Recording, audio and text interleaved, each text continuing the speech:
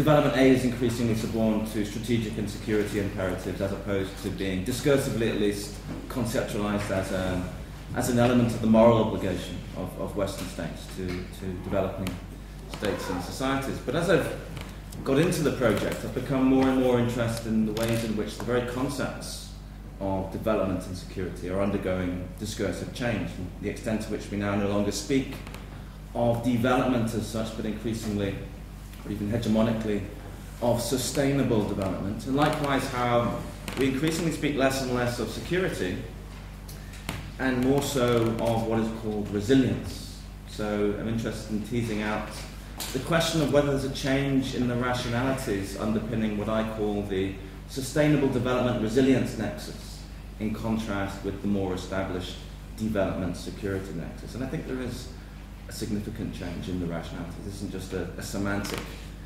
shift. And in doing so, I'm especially interested in challenging the dominant narrative through which this discourse or project of sustainable development has been written. You know, by and large, it's represented as a progressive alternative to ordinary garden variety development. You know, traditional forms of development aid have been critiqued for their over-economism, the extent to which they privileged economic development, and the nefarious effects of economic-led development for the environments on which peoples otherwise rely in order to be able to live well. So there's been a shift of focus in development towards what are called the life support systems on which peoples rely. So it seems to me that there is a biopolitics at work in this narrative, insofar as what we see happening is life itself being offered as a kind of obstacle to economy by this new doctrine of sustainable development. My argument is that there was always going to be a problem here, insofar as there is an interface between this so-called alternative rationality of development and the shift in the very nature of the economic doctrine pursued by Western states. Sustainable development was always going to be vulnerable to appropriation because of the shift especially towards neoliberalism. You know, sustainable development deploys what I call ecological reason to argue for the need to secure the biosphere and the environment, while it seems to me that neoliberalism is able to prescribe economy as the very means through which to provide that security. So my aim here is not to argue simply that sustainable development and neoliberalism are the same things.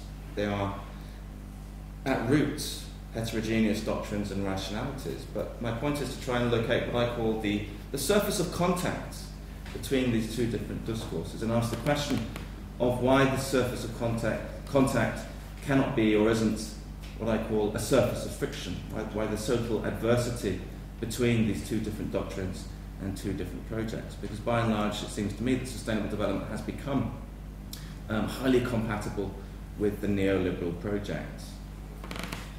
And I think the discourse of resilience has a lot of responsibility in explaining this problematic. There is a surface of contact between sustainable development and neoliberalism, and this surface of contact is manifest in their shared enthusiasm for the discourse of resilience. Now, the concept of resilience developed in the 1970s, largely in the field of ecology. Ecologists deployed it to conceptualize the mechanisms with which ecosystems adapt to hazards and maintain their form amid disturbances. During the 1980s and 1990s, we start to see theorists and practitioners of sustainable development deploying this concept of resilience to describe the specificity of their concerns, as they were concerned with improving the well-being of the biosphere, as opposed to merely improving the security of states and societies. So sustainable development sought to talk about resilience rather than security, the interests of the biosphere rather than simply humanity, environments, not peoples, and at root, life rather than economy. And it seems to me, in conducting the analysis of the way in which these two different regimes of truth have developed, that neoliberalism is able to appropriate sustainable development because of its capacities to claim the resilience of specifically neoliberal institutions and practices. So it seems to me that this concept of resilience is absolutely essential for for us in order to be able to understand why it is that a doctrine that pertained at its origin to be a critique of the economic policies of Western states has become, over time, absorbed by it.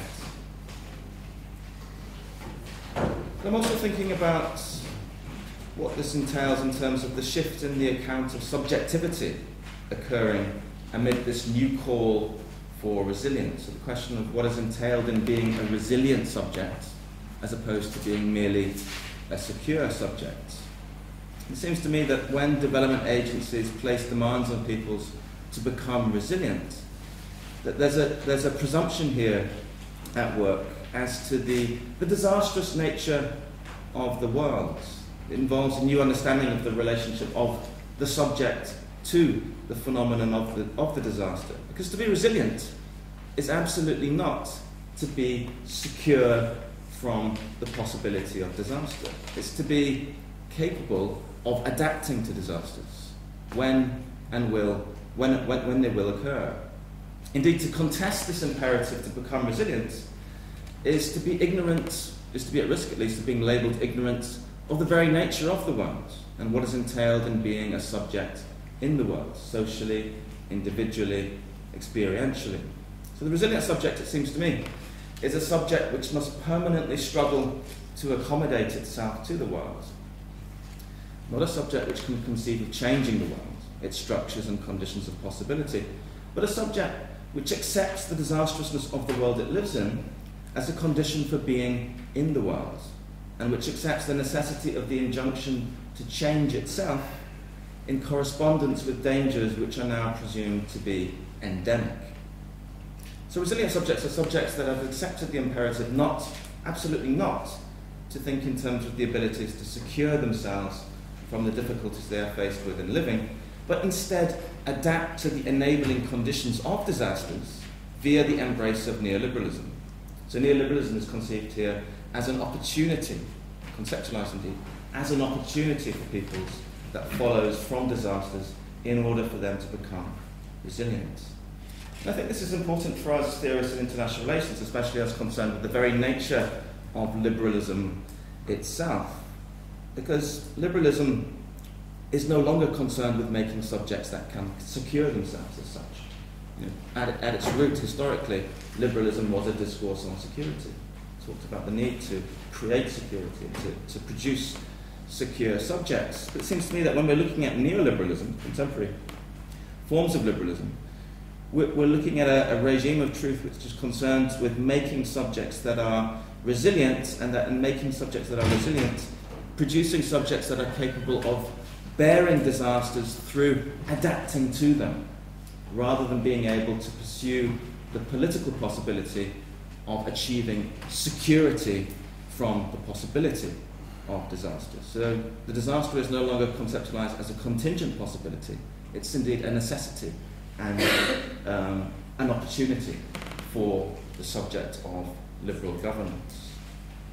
And in this context, considering the weight of critique that has been levelled at the concept of security over the last 20 years in international relations especially, not least by Foucauldian theorists of international relations, it has to be said, we might also want to think about how security here could be used as a counter-discourse through which peoples can speak back to liberalism and constitute a different kind of political project and imagine a different mode of political governance, as opposed to merely labelling it an ideological construct of liberal regimes of power.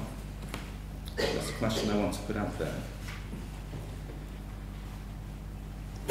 So in the paper, I rely heavily on Mark Duffield's work for foregrounding my critique of sustainable development. I don't know how many of you are familiar with, I'm sure many of you are familiar with Mark Duffield's work, most especially his recent book on development and security and neoliberalism.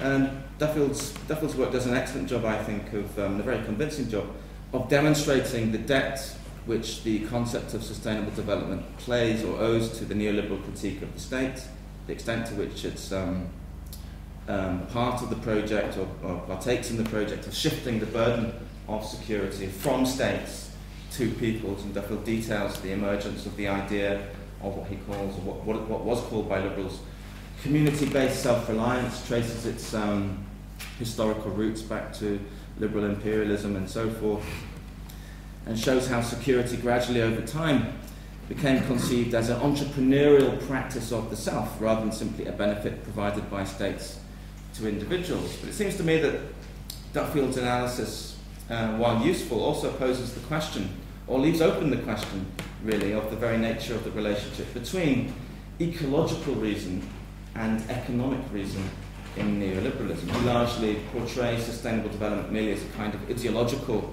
construct of the neoliberal project.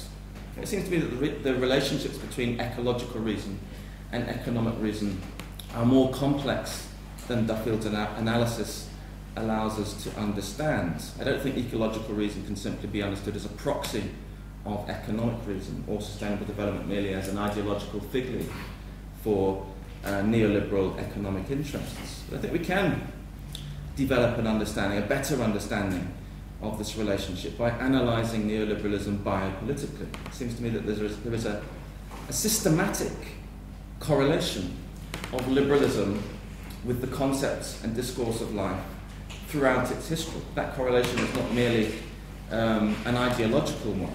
It's a highly complex one, going right back indeed to the very origins not just of liberalism and modern forms of political economy, but going right back to the very concept of economy itself. If we examine the first extant treatise on the concept of economy, that's Aristotle, we find that Aristotle understood economy as being fundamentally bound up with the problem not just of how you improve the well-being of families and communities, but of nature.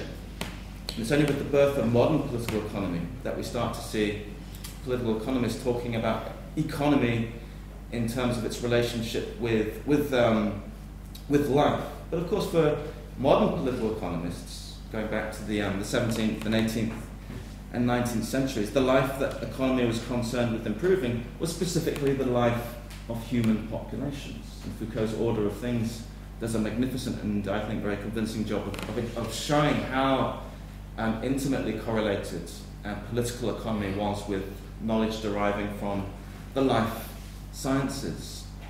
But it seems to me that when we look at neoliberalism, what we see is the very understanding of the nature of life itself that liberal political economy is concerned with improving, undergoing change. To the extent that economy is no longer, neoliberal economy is no longer concerned essentially with improving and protecting human life, but has shifted to conceptualize itself as resting on the ability to secure the well-being of the biosphere. So it's the life of the biosphere which is conceptualized as the referent object of neoliberal forms of economy. And indeed in that process, human life, human endeavors and human interests are increasingly conceptualized as the very source of threat which the life of the biosphere has to be protected from, because it's human economic activity which threatens that life. So there's a paradigmatic shift occurring here from liberalism to neoliberalism, whereby it's no longer human life that liberalism is concerned with improving, but instead the life of the biosphere, and in that process it's the human that is increasingly pathologized as the very source of threat to the life undergoing protection. So in the paper I do a genealogy of this concept of resilience and how it emerges in ecology, sustainable development, and how it begins to go global through the advance of the Sustainable Development Project, especially over the last 10 years, and most significantly around the 2002 World Summit on Sustainable Development that happened in Johannesburg. And I examine a major report written by the Swedish Environmental Advisory Council, where resilience begins to be conceived no longer simply as a property of the biosphere, but conceived as a property of human opportunity. And in being conceived as a property of human opportunity, an aspect of the economic options of humanity. So we see here a shift in the problematic, whereby neoliberal economic development becomes conceived as constituent of resilience. And the demand for resilience post-Johannesburg starts to produce specifically neoliberal prescriptions for economic reform. And in this process, we see ecological ignorance being conceptualized no longer simply as a threat to the biosphere, but a threat to humanity itself. And increasing resilience increasingly says to be necessary in order to improve the so-called economic options of humanity. So there's a shift here whereby the biosphere becomes conceived no longer as an extra economic domain, something at danger in relationship with the economic activity of humanity, but conceived as an element of economy itself, vulnerable to the, no longer conceived as vulnerable to the economic activities of humanity, but a domain of services which humanity receives. And I think this has had massive implications for the target population, the traditional target population of development, that is to say, the global poor. And in looking at UNEP documents and UNDP documents, I detail how the poor are increasingly targeted as that population most at risk of so-called ecological ignorance, most likely to degrade so-called ecosystem services, and thus, in the process, most in need of being taught how to become resilient. So developing resilience of the poor is increasingly being said to require building for them neoliberal systems of governance, that is to say, markets, property rights regimes, and governance systems for market-based activities. And in this process of the targeting of the poor, we see specifically women within that group being targeted. So I examine key European Union projects in the Caribbean, for example, which are targeting poor women farmers, where poor women farmers are sent on to EU training courses and taught literally to transform the ways in which they farm and the ways in which they think about the relations with themselves, the relationships with their environments and each other, and so forth. So there's a double shift integral, I think, to the absorption of sustainable development within neoliberalism, whereby from being a property of extra economic life support systems, resilience has transformed into being conceived as a property of humanity, and in being conceived a property of humanity, something which can be developed specifically through the interpolation of human beings within markets and their exposure to neoliberal systems of governance.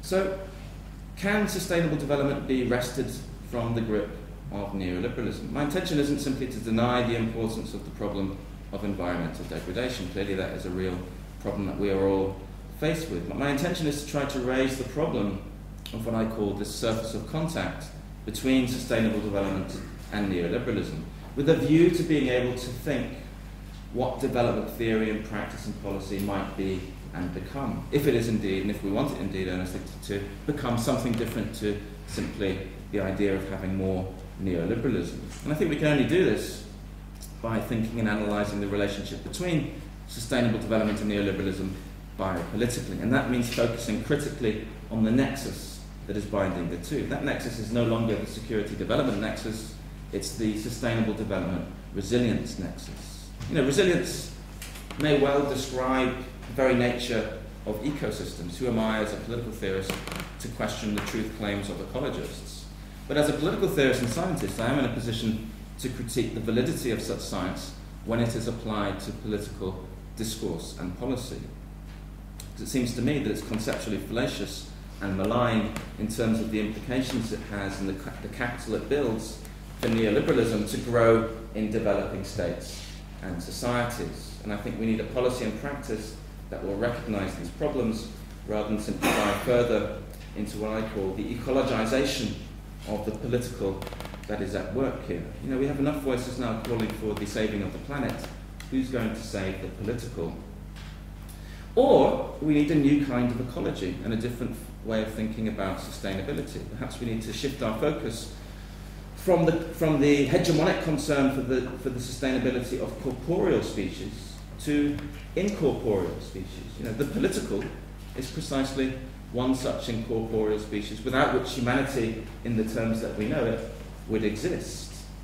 So why not incorporate the species of the political within the account of what it is we are interested in as a humanity in developing and sustaining? Because it seems to me that the threat of the extinction of the political is indeed the ecological problematic of our times. And I'll stop there.